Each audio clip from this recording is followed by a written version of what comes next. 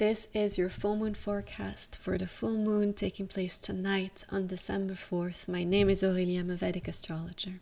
Now the camera setup's a little different today, just bear with me. We're going to go over the chart for the full moon. You're going to have a side view. So this one is rising right at the center of Rohini, the second sign of the zodiac, the natural second house of the zodiac. This is the place of exaltation of the moon. Not only that, but it's her favorite nakshatra. What does that mean in Vedic astrology? It means she loves being there. And the moon in Rohini is in her highest, beautiful state. She's exalted in the nectar of Rohini, and it's a beautiful placement.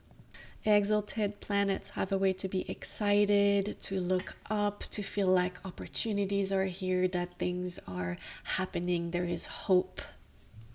Now, one of the things that's significant with this full moon is we have a Yama Yoga that's over here. So some Saturn energy is still here with this full moon.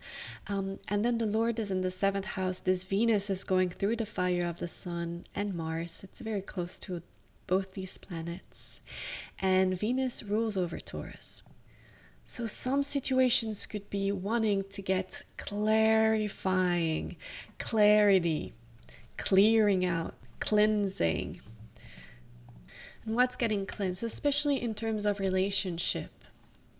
Now it's not like a bad movement, it's more like planets that are very close to the sun, that are in this place of going through the fire of the sun, get this kind of cleansing energy. But Venus being in the 7th from its own house shows that there's a lot going on in relationship. And because this moon is rising in Taurus, Taurus is also the sign of family. And it's the holidays. Now, Taurus isn't just family, it's also this Kula energy, this lineage energy, the things we give to each other, how we're feeding each other, how everything's intertwined. And someone's in a farm growing vegetables, and I go to the shop, and the shopkeeper, and I give her some money, and I come home and I cook and I feed myself, I feed the family. And there is a sort of continuity, a beauty in this joy of nourishing yourself, nourishing others. I go to work, I make money, I spend money, and there is this movement and this beauty in the journey of material life. And Taurus has this earth energy. It has the 2nd house energy, which is family, so continuity.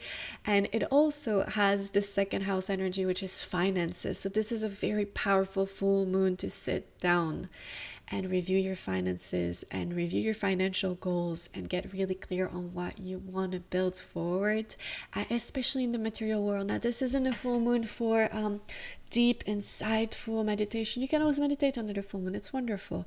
But this full moon has more to do about your own relationship to money, to how you're spending your money, to your material reality, how you're treating your surroundings, how you're treating yourself, how you're treating your body. Like, these are important, and they're actually deeply spiritual as well, because we all have to eat, we all have to take care of ourselves. We all live in a world where there is taxes, there is passports, there are bills to be paid and things to do. And so we're all in this very material world. And so the 2nd house and this Taurus energy really brings this back into focus. And it's a good time to journal. If you have any issues, around your relationship to money or your relationship to the material world, to being more grounded in the material world, just a good time to do some work on that. Now again, we talked a bit about family, but Krishna, Krishna's rising star, Rohini, is always associated with Lord Krishna because that was his rising star, and so there is this deep aspect, and Lord Krishna was always seen with all the gopis. There was joy, that he was playing his flute, and he had this beautiful cow, Gauri, this beautiful cow with milk and this nourishment and the music and beauty and joy. And so there is this aspect that's very strong during this full moon. So on Thursday night, do some moon water, do some looking at the moon, but also do something sweet for yourself. Some people, doesn't have to be a big gesture, but go get your special treat from your favorite bakery, or add a little whipped cream to your coffee, or go on a special walk. I walk my dog, and there's a special place up the hill. I don't go there all the time, but once in a while I do, and maybe I'll go do that at moonrise or in the evening time. and it's a special place. And so do something special that brings you joy, that is connected to the materiality of life, that isn't about you letting go or spirituality or any of that. It's about your connection to the world and physicality here.